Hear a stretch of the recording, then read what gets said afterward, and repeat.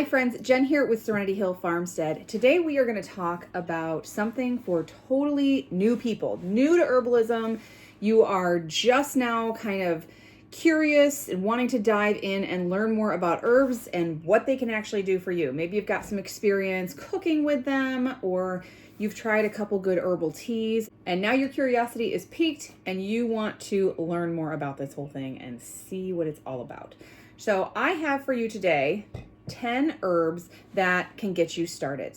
So these 10 herbs that I'm going to talk to you about today are very easy to grow. They're very easy to purchase if you are not interested in growing them, and they're very easy to work with and to understand the purposes of. They're pretty general, pretty broad, not really having to worry about, I'm just thinking of them, side effects for anything, contraindications for them, things like that. Of course, you want to always, if you have any medical conditions, anything, if you're on any medications, you always want to do your own research to make sure you don't have any contraindications between medications and maybe allergies or medical conditions that you may have. You want to do your own research before you dive into things.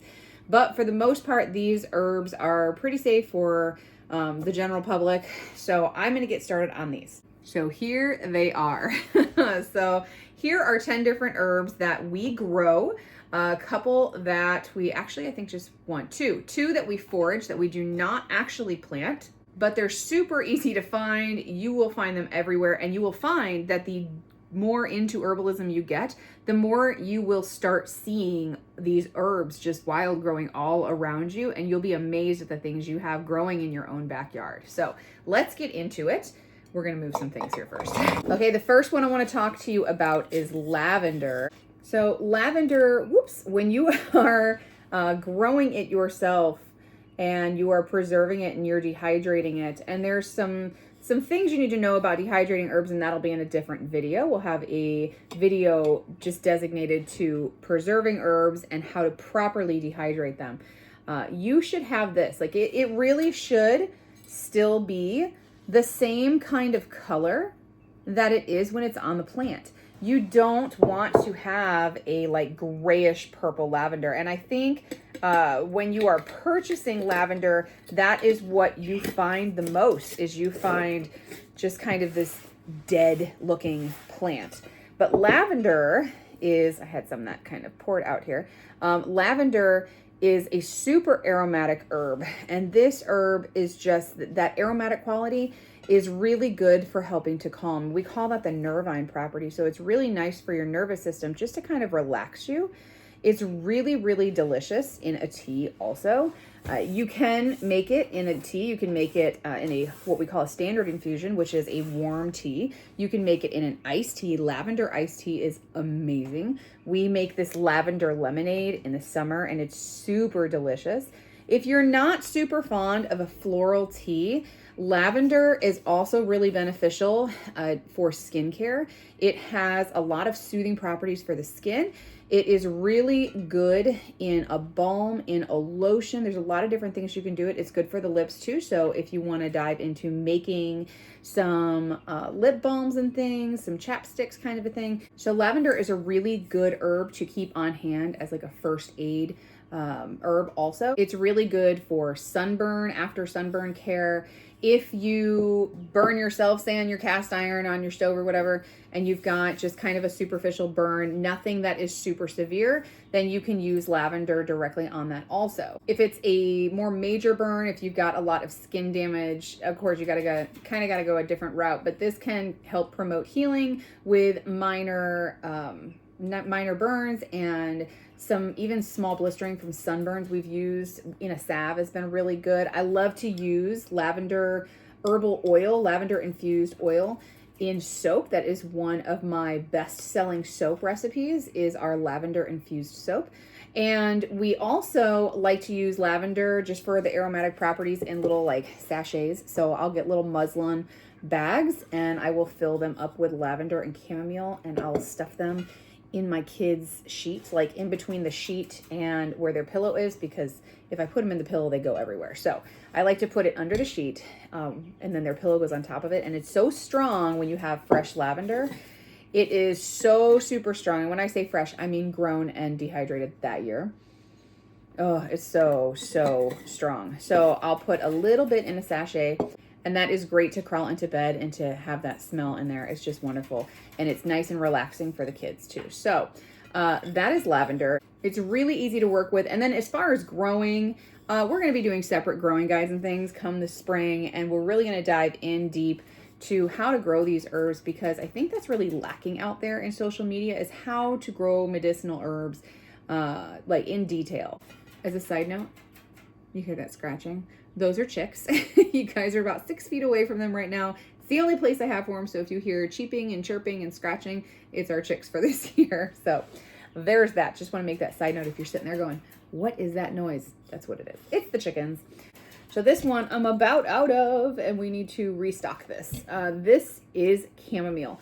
Chamomile is also a wonderful nervine kind of sedative herb. It's really good for relaxing the nerves, but it's also really fabulous for the gut. So all of these herbs that I've chosen, I wanted to kind of have a good representation of something that can serve virtually every part of your body.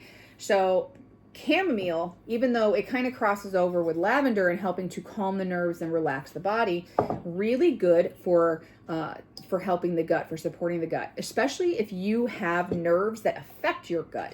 So if you have a really uneasy stomach, when you get nervous, you get bloated and gassy, even if it's not related to the nerves, if you've just kind of eaten something that maybe you shouldn't have, or you had too much, having a nice cup of chamomile tea afterwards can help expel that gas and help break it down so that you don't get so bloated and so uncomfortable afterwards.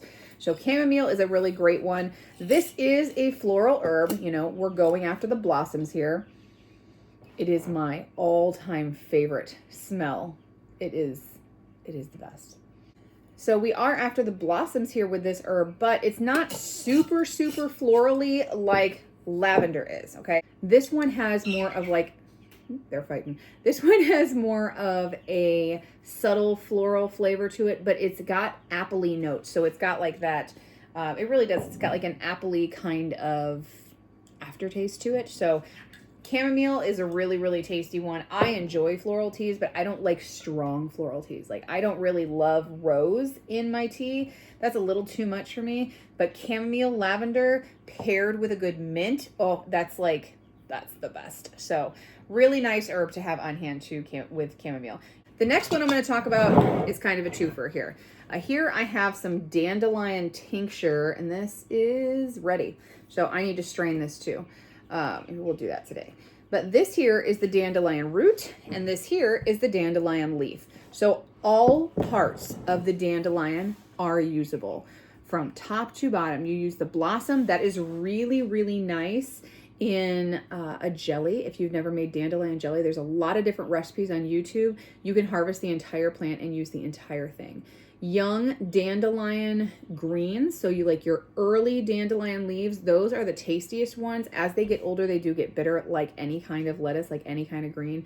The bigger, the older they get, the more bitter they get.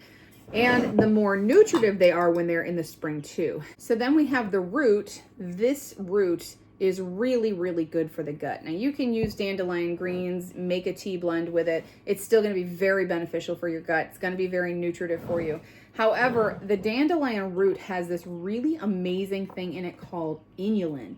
And inulin is this fabulous prebiotic that just helps load your gut with all of those good prebiotics. It is really beneficial to help balancing your gut microbiome. And I have a blog post with all sorts of information that is out. I will link that down below, and it really dives deep into gut health and what herbs you can use. So if you want to learn more about the gut and herbs that you can use to support your gut, if you're struggling with that, I have that blog post linked down below, and I also have a YouTube video on it. So we've got two options there for you. You can watch the YouTube video or you can read the blog, whichever way you like to learn. Both of those are available to you. I also do have an herbal gut course, and it dives deep into a whole bunch of different herbs that you can use for the gut, how you are going to use them, how the gut works, what goes wrong when things are off, and how you can rebound from those and, get your gut health in check. So if you really want to take a deep dive and get serious about your gut health, that is the way to go, and I will link that down below for you as well if you want to check that out. So obviously, dandelion is not one that we grow because it is everywhere. So you can absolutely forage this. Dandelion can look a little bit different depending on where you are and how it's growing, the conditions it's growing in. Here it gets huge and it's very, very prolific. Now, something I want to note with this one and with the next one I'm going to talk about also pertains to this one here, but we'll talk about that one in a little bit. So this is dandelion here, and this is plantain here. These are just strictly wildcrafted, we say. So these are just foraged, and we make sure when we are foraging, number one, we're not decimating an area. When you are foraging, you want to, take a portion of it and leave a good chunk of it. You're taking a little, leaving a lot so that nature can replenish and can continue to grow and you have future harvests. But where you harvest is super important. There are a lot of places where it is illegal to remove any kind of plant material from an area. So you want to make sure that that is safe and legal to do. Number two, and the most important part here, you should not be harvesting anywhere that is in a ditch, that is where you're going to have roadside runoff, where it is super close to a road, where there's any kind of spraying or something that is like high traffic. Like at a dog park or something where you're going to have like animals going to the bathroom on things all the time, stuff like that. Like you just want to be wise about where you are harvesting from.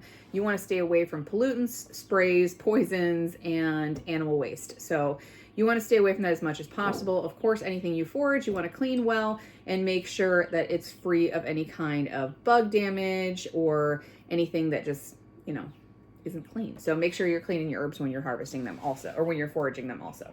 So one more thing I want to mention about dandelion and its really awesome gut benefits is this is really a really good base to kind of put into any kind of gut protocol. The dandelion root does not have to be in tincture form. You can do what's called a decoction, which is just like another way of making tea that requires like simmering it for a while to really pull all the properties out.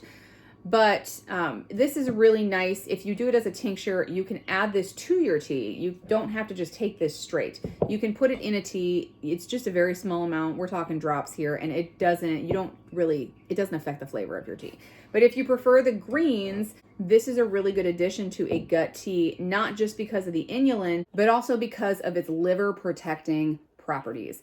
It is a really, really great herb to have to support your liver just in daily function. And this can help support your liver so that your liver can, clear everything out, clear the toxins, and it can still perform optimally and not slow down when it has something taxing that it's experiencing. A good example is there's a medication I take, it's called Humira. It's a biologic. It's very hard on the liver.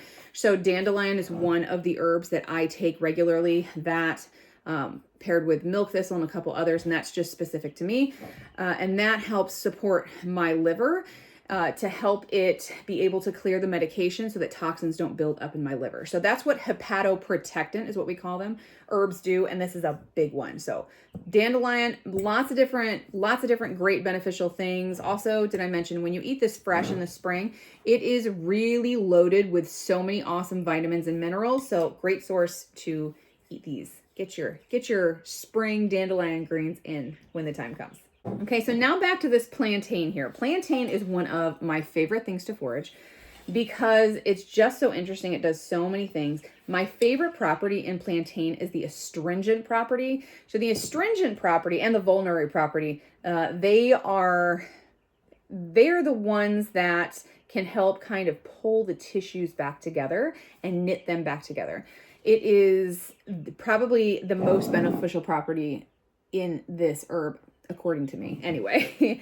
And those two properties, that is what's responsible for healing, more of the healing properties when it comes to the tissues that it's working on. And it works on so many. So the wildfire smoke that we experienced this past summer, in summer of 23 here.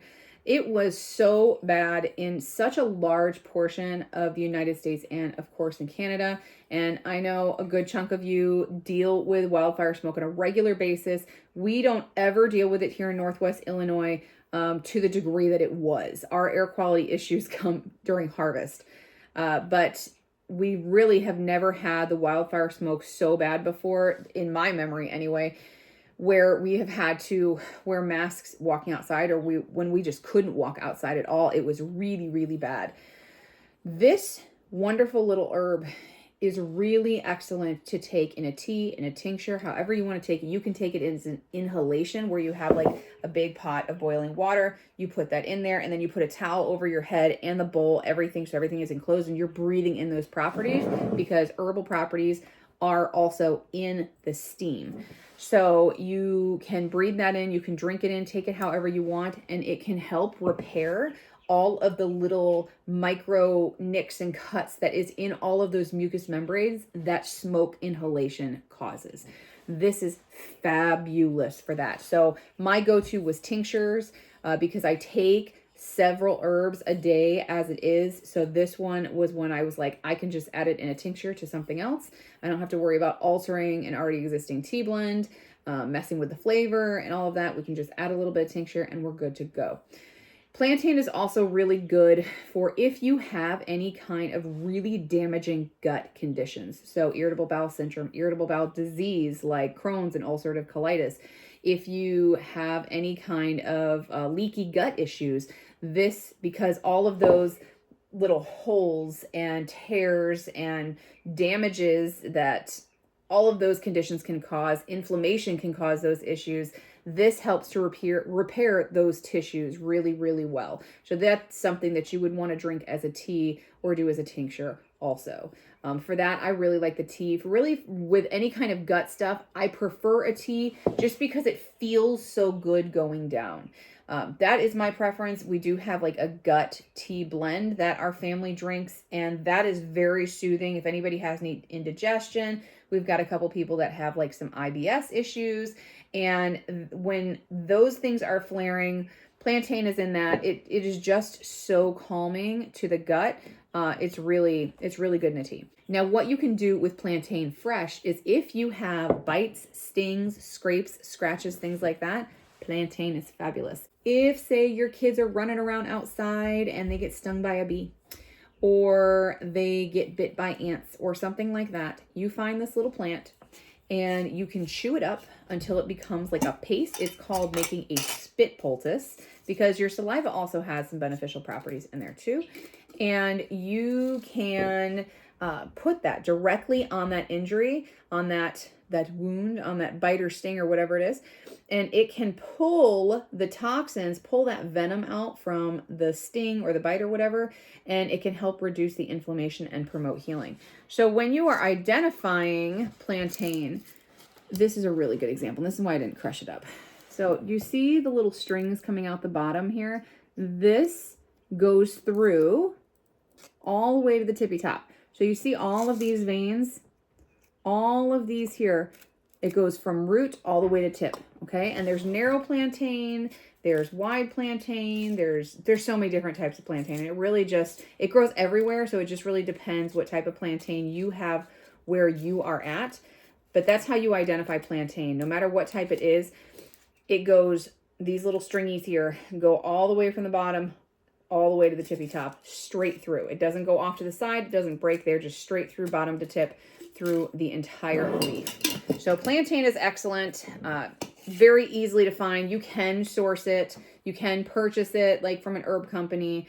It is an easy one to get a hold of also, but I always tell people don't buy this, just go forage it. Get a good place to go forage it. It's very, very hardy. You can walk on it a million times. You can mow it down a million times. It's coming right back. It's not going anywhere. Like, you are not going to kill this. Plantain lives forever. The next one I'm going to kind of talk about now is another one that can be foraged in a lot of wasteland areas. You can plant this purposefully and it does fabulous. It's very, very easy to grow. And this is mullein. Now, mullein is a respiratory herb. It is so good for the lungs. Let's get a good piece here. It is so good for the lungs. It is super fuzzy. And mullein can be identified in two different ways. So you see how fuzzy. Can you hear that? Even dehydrated. It's super fuzzy. And it's very soft. It's very velvety on all sides of it. But like I said, it can be identified two different ways. This is a biennial plant, which means it goes through 2 years and then it is done. and it passes its seeds on for the next generation. The first year mullein grows in a rosette. So it grows close to the ground and grows out, and it has big leaves in the outside and smaller ones in the middle, and it just keeps producing. So you can keep pulling those leaves from the outer sides, and it just keeps going and going and going. So you pull the outer ones and the inner ones come. Pull the outer ones, the inner ones come. Now, the most beneficial property part is in those smaller leaves. So really, I'm not letting my plants get enormous to where those leaves are looking kind of a lighter green and kind of withered. I don't want that. That's not a good example of what you would want in your herbal medicine. I want the younger ones, so I don't let it get too terribly big. I let them get about like that big, and then I start harvesting, and it keeps coming. You're just getting them before they get like really big. And then the other way you can identify this plant is when it is a second year plant. In second year plants, when it comes up in the spring, it starts to kind of do that rosette thing at first, and then it shoots a stalk way up high, and these can get super tall. They can get 6+ feet, and they will end up putting out their blossoms, and that's the plant going to seed to produce the next year's plant. So this stalk has these beautiful yellow flowers. They're absolutely gorgeous flowers. And those flowers are beneficial too, but they work in a different way. They work to make an ear oil. They're very specific to making an ear oil. And I have had people in the comments and like heard other herbalists talk about using an ear oil or using the flower not as an ear oil, but actually drinking it. And why I suggest that you don't do that is because the seeds are in there, okay? And you can separate the petals from the seeds, obviously, but the seeds are toxic, so you don't want to ingest those.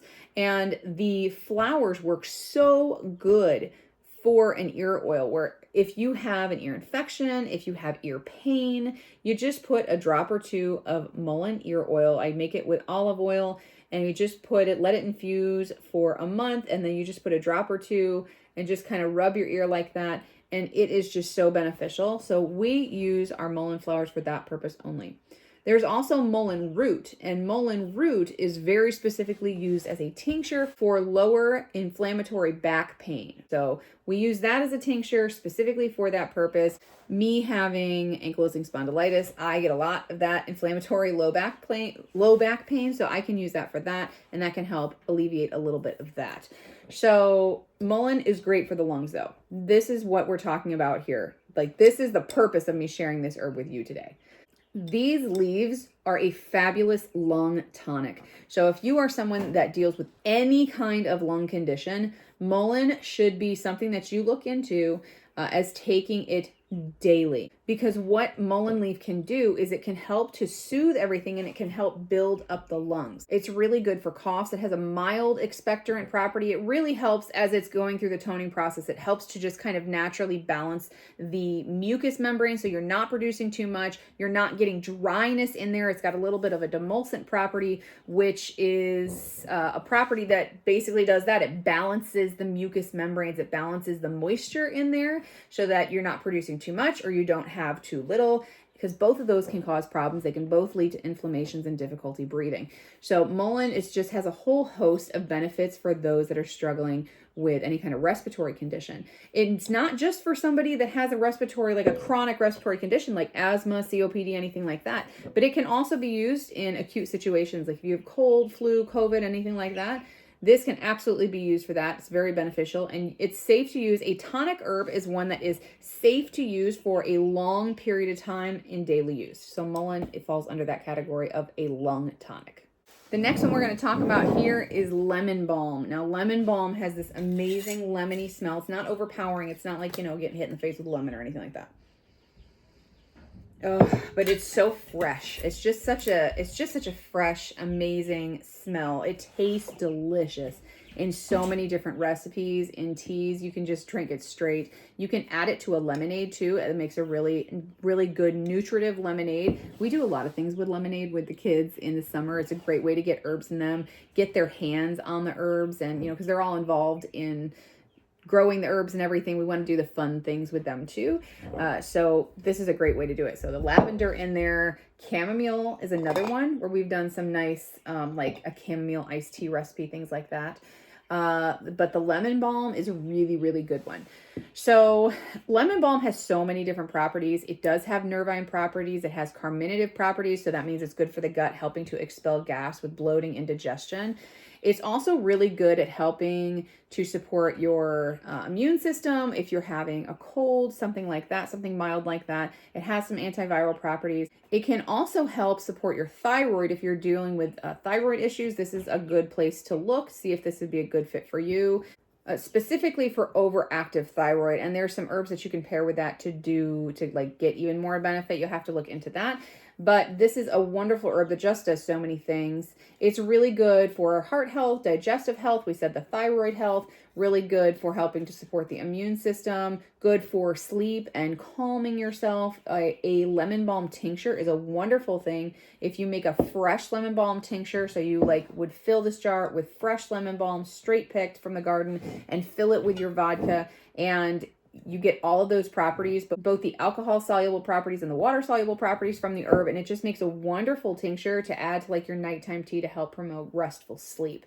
So lemon balm is a really, really nice versatile herb. Super, super easy to grow. This thing grows like crazy. It's a perennial herb in most zones, and it just keeps coming back, and it's super prolific. We have multiple harvests off of our lemon balm plants every single year. It's a great, great herb to have. So this next one I'm going to talk about is oregano, and I just grabbed a bag of oregano that I have just in my spice cabinet, but this is the oregano that we grow. This is a little bit more pulverized just for culinary purposes. So oregano has gained a lot of popularity lately with the oil of oregano, and a lot of people think like, oh, I'm sick, oil of oregano. Oh, I have something going on, oil of oregano. Now, it does have a lot of really good purposes. It is a natural antibiotic. It's antimicrobial, it is antibacterial, it's antifungal. It even has a little bit of an expectorant property to it, as well as being an aromatic herb. And aromatic herbs are herbs that have benefits just in the way they smell. So it's got a lot of things going for it. It's very, very good for your digestion. It's got a lot of really good positive things for it. But the one thing I want to say about oregano, even though this is an herb that I'm putting here on this list because it is really easy to grow, please grow it in a pot unless you want it to grow everywhere, because it is in the mint family and it will spread everywhere. When we first planted oregano, it was a little 4x4 start, and it is now a 400 square foot area, and it has crawled underneath sidewalks. It has gone up into the main backyard. It has gone everywhere. And I'm not mad at it. I'm not mad about it at all, because it's so beneficial. But it will smell like an Italian restaurant in your entire yard. So if you're like me and you want things growing everywhere and that doesn't bother you one bit, fabulous. Do that. Plant it in the ground. However, if you have a smaller space, you want to keep this in a pot, okay? Because it will take over. But what I wanted to kind of caution against is there is no herb out there that is a one size fits all, okay? These herbs are very specific in their purpose, and while you may have a lot of benefits to a lot of different things with several herbs, there are some that work specifically just amazingly for certain situations. So if you have oregano oil, if you have a situation where you're dealing with something bacterial or you're dealing with something viral, yeah, you can absolutely start adding some oregano to your protocol. There's nothing saying that you should not be using oregano, but I want to encourage you to look at some of the other herbs that can be paired with oregano, or can maybe do a little bit better of a job when you're dealing with something specific. But it is a wonderful herb. It's very, very versatile. It has a lot of benefits for a lot of situations. So this is an herb everyone should have on hand, aside from tasting delicious in so many different recipes. The last herb I'm going to talk about is my absolute favorite. I use this every day, multiple times a day, every day of my life, and this is stinging nettle. Stinging nettle does grow wild in some areas of the United States, and a lot of areas of the United States actually, and it has its name for a reason. It does sting. The little hairs that are on this plant will get up underneath your skin, and it's basically, it's there as a defense mechanism for the plant to help the plant, stay alive and grow and develop and pass on new plant babies. But in your skin, it'll get up in there and you can't really get those hairs out. They just kind of have to work their way out. And if you start rubbing it right away, as you want to do when your skin gets irritated and itchy, you drive it farther in there. So if you rub up against this plant in the wild, what you can do, I like to have a roll of duct tape with me, and you can put a piece of duct tape on and rip it off, and it'll pull a significant amount of the hairs out so that it decreases the amount of irritation you're going to have. So this is typically not like an instant thing. It's not like you brush against this plant and like immediately it's like stinging and burning and ow. It slowly starts to get a little bit more irritating, and the longer it's there, the more irritation you have. If you are going to be hiking through somewhere and you're seeing nettle, I would wear pants, or at the very least long socks that you can pull up, because it's not fun to get nettle stings, but it's not the worst thing in the world either. So actually, the fresh plant is now actually used where they will cut the tops off of them where the sting is like the most potent part, especially with young nettle. And they will use it as an arthritis treatment where they're just kind of banging it against the skin in that area, and it will cause that response. And it has actually been shown to have some benefits in decreasing the inflammation associated with arthritis. So it's very interesting. So the inflammation is why I love this plant so much. It is such a very nutritive plant. If you eat spring nettles fresh, and by fresh I mean pick them and then go saute them, don't just eat them, because I don't want to know what that experience would be like. That would be rough. But this plant has so many good nutrients and vitamin minerals in it. It has really, really phenomenal anti-inflammatory properties. If I did not have nettle in my life on a daily basis, my inflammation would be through the roof. It is really beneficial internally for helping to combat internal inflammation as you have when you have an autoimmune disease. It is really beneficial topically to help reduce inflammation. I make a nettle and rose salve that is really awesome for my rosacea to help keep that down and under control. It also has so many benefits for people that have asthma and allergies. In the fall, my husband has a really severe reaction to ragweed, and nettle and goldenrod paired together is an amazing solution for him to help control his allergic response to the ragweed. I mean, it's really bad. He's got a really bad reaction to it. But nettle with the anti-inflammatory property, and goldenrod is another one that grows wild everywhere around here. That is really good at combating all the benefits. That's a whole different thing, and I actually have videos specifically on goldenrod I can link below. But that combination together is fabulous for him for his allergies. You can also take that combination for, like, if you have cat allergies, they're arguing. If you have hay fever, a lot of different properties in goldenrod that can help with allergies also. But nettle you pair with it because it helps decrease that inflammation, that inflammatory response when you have an allergic reaction. This has also been shown, there's been a lot of studies on nettle leaf, stinging nettle leaf specifically, to help decrease symptoms for asthmatics also, especially if you have allergic asthma or the type of asthma that will cause a lot of inflammation. So everything leading back to the inflammation with stinging nettle.